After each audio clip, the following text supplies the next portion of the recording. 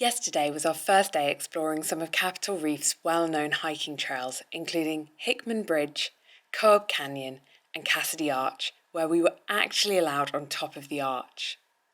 Today we plan to tick off the last few bits and bobs on our list and take the scenic drive down to Capitol Gorge, hike through the gorge and pay a visit to Fruita.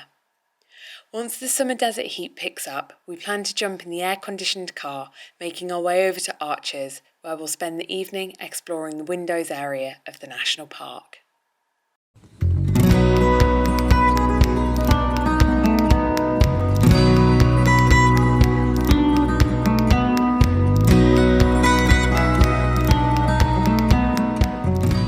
Good morning and welcome to day 2 here in Capitol Reef National Park. We're going to start off the morning by doing the scenic drive down to the southern part of the park where you can take a regular vehicle. And just as we're driving through Fruita, we've come across a couple of deer. The one behind me, obviously male because it's got the antlers, and then there's another one, a female, just behind me here. So we just thought we'd stop off, get a couple of snaps before we continue on with our drive down to the bottom of the park to be able to do a hike.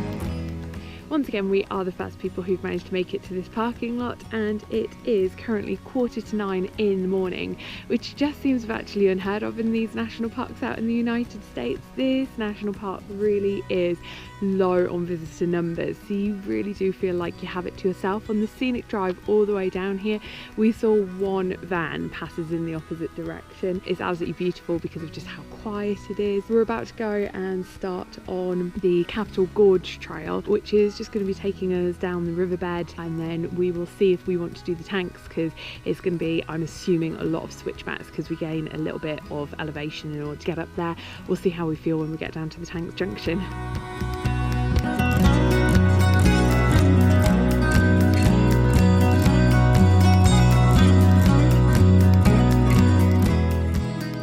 We decided in the end to come up to the tanks. It wasn't too arduous as far as elevation goes, however it was definitely a little bit more challenging to find the route. There's cairns put out on the wide range of rocks where it's not really obvious where the trail is anymore. However, trying to find some of those cairns was a little bit more difficult. The rock, you know, you're having to sort of scramble over little bits of it, so it was definitely more challenging than just walking down the riverbed. These are the tanks here, so you've got one behind me. If I just keep on going down a little bit more, you'll be able to see the second tank. I would say for the extra little bit of effort to come up off of the riverbed, it's absolutely fine. Obviously, if it was an arduous trek to try and get to something like this, I would have said maybe skip it, but it took us maybe 5 to 10 minutes to get up to this point. It's really pretty, really secluded. We've still not come across a single person on this hike. We'll see if we come across anyone on the way back down like we did yesterday at Cassidy Arch.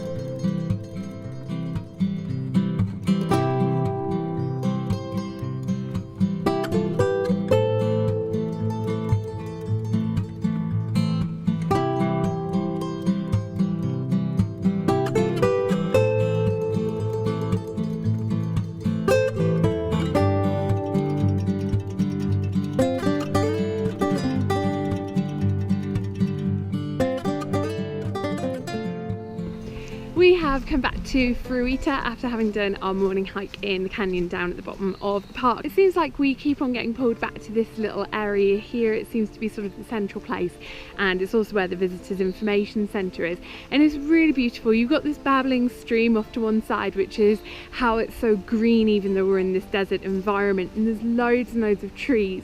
Where we are at the moment, I don't think these ones are the fruit trees, but as you can probably see behind me, there's lots and lots of picnic tables. This national park by our standards has quite short hiking trails. One of the nice things is that you can do a morning trail, come back to Fruita, have a picnic lunch in the shade of the trees, and even when you are having your picnic lunch you may find yourself surrounded by wildlife, because as I'm wandering through this little park, if I just turn myself around a little bit you might be able to see that there is a deer just grazing on the grass behind me. And then the idea is that once you've had your picnic lunch down here in Fruita, you can then set off on an afternoon hike as well. It's just a really stunning area, and a bit further down I know that the name Fruita comes from the fact that there's lots and lots of fruit orchards. They have everything from peaches to cherries to apples. Unfortunately at the moment none of the fruit is ripe, but the National Park Service have said that when fruit is ripe we are more than welcome to pick fruit to eat it whilst having a picnic in Fruita. Quite similar to what we learnt when we were in the Grand Teton National Park, Mormons ended up settling in this area of Fruita. Back then it was called Junction, and the people who own the orchard that's here next to the schoolhouse were quite instrumental in getting the name changed from Junction to Fruita. The Fruita name came from all of the fruit orchards that were in the area. Behind me is a small schoolhouse that was eventually constructed in 1896 after the small settlement of Mormon people were really in need of one. However, as the population of Fruita declined, so did the need for a schoolhouse, and eventually this stopped being a schoolhouse in 1941, and the few children of school age who were left here started being bused to other nearby communities that had schools. The inside of it, unfortunately, we can't go in because it is padlocked shut, but we can look through the windows and we can see that there's desks and chairs, and surprisingly you can fit, I think, more students in there than what you would first think looking from the outside. The desks and the chairs aren't actually affixed to the floor, and the reason for that being was so that they can move the tables out of the room and it could be used as a multi-purpose building. So as well as it being the school, it was also the local community centre, and it was also used as a place of worship where the local people from Fruita could join together and you know, talk about community issues and also pray. We bid farewell to Capitol Reef mid-morning, and with nowhere pretty to stop for lunch on our journey across to Arches, we made do with a shaded picnic bench in the parking lot of the National Park Visitors Centre, before continuing with a few chores that would set us up for the days that were to come. We haven't made it quite as far as Moab because we've decided to stop off at Arches National Park Visitors Centre. One of the reasons for that being is because whilst I'm usually quite good at planning, and when I was planning on coming to Arches, I'd seen that one of the hikes that you could do is something called Fiery Furnace. However, there is what is known as a guided ranger-led hike through it because it's a maze-like area and it's very easy to get lost in it. Unfortunately, whilst I read about this, it was saying that the passes weren't available at the time of when I was looking, about maybe 8, 9, 10 months ahead of actually coming out here, and I just completely forgot all about it. And about a month and a half before we came out, I thought, oh yeah, maybe I should look to see if we can do the ranger-led hike. And unfortunately they were all sold out, but we were told that you could come along to the Visitors Information Centre here in order to be able to get an afternoon pass, where it's just a couple of days ahead of time. You're not having to book online ages in advance. So we've come here and we could see that there was one for Saturday afternoon still available, so we rock up at the desk and I'm like, hi, we'd like to book onto the Fiery Furnace tour, and unfortunately the ranger came back and she said there's only one spot available and it's two of us who are travelling together. So what she's ended up doing is giving us a permit for us to be able to do it ourselves. So we've had to fill one of these out and we're going to have to attach it to our backpacks. We're also going to have to leave one part of it in the car to show that we do actually have the permit to be able to go into there. We've been sat down in the visitors information centre in a room off to one side and been made to watch a video, and then after watching the video a different park ranger came in and he started asking us questions about what we'd seen in the video, so where we are allowed to walk, where we're not allowed to walk, and other bits and pieces. And it's kind of making us feel a little bit scared because it's not very well marked at all. Apparently it's quite easy to get lost. We asked what happens if we do get lost, and he was saying, well, cell reception isn't great, see if you can scramble up onto a higher rock in order to be able to get cell reception. And we asked, oh, is it wise to take a compass down there? And we were told, oh no, the rocks really mess with compasses. And then the guy did also say, oh, the longest anyone's ever been lost down there for was about 8 hours, and it's only supposed to be about like 3 miles round trip. We're going to go in there with great caution. We're planning on getting in nice and early tomorrow because at about 9 o'clock there is the ranger guided hike. If we do get lost, a ranger will be coming along at some point with a group, and we can just turn around to the ranger and be like, help us, we're lost, can you point us in the direction of how to get out? So we're kind of excited for this. It's the first time that we've ever done anything in the national parks that have required a permit. Now I think we're going to go and get some food from the supermarket, get checked into our B&B and do some planning for what else we're going to do whilst we're here for 3 nights in Moab.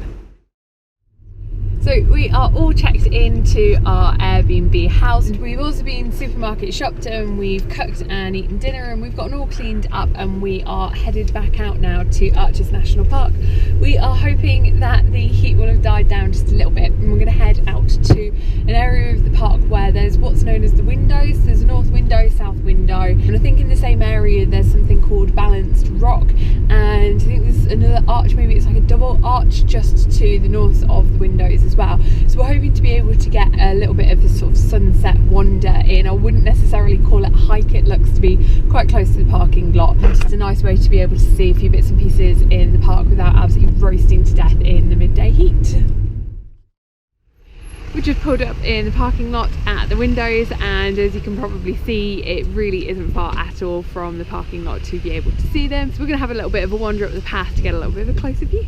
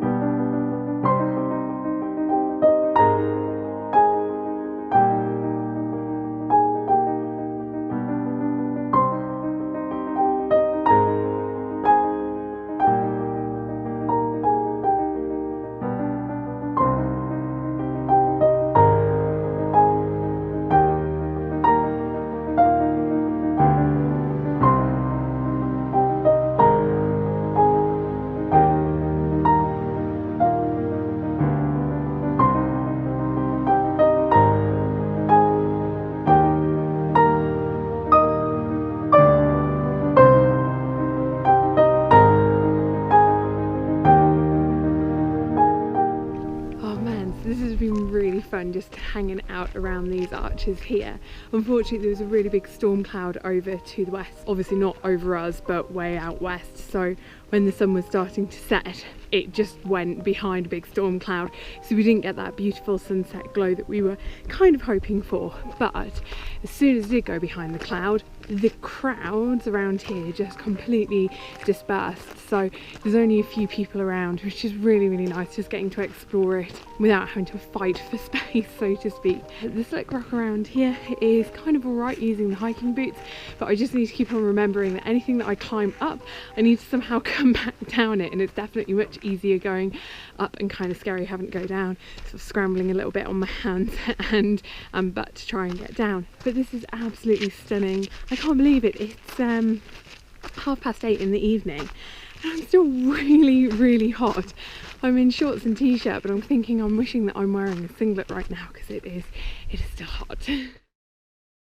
And I think that's a wrap for this evening. The sun has now well and truly gone down beyond the hills to the west, so we're probably going to run out of daylight quite quickly. We've got quite a big day ahead of us tomorrow because we are headed off to the fiery furnace, and I think whilst it's not necessarily going to be physically exhausting, we think that it might be mentally draining because the likelihood of us getting lost in there and needing to find our way out is quite high. I think we're going to get an early night and get a head start on tomorrow as early as possible.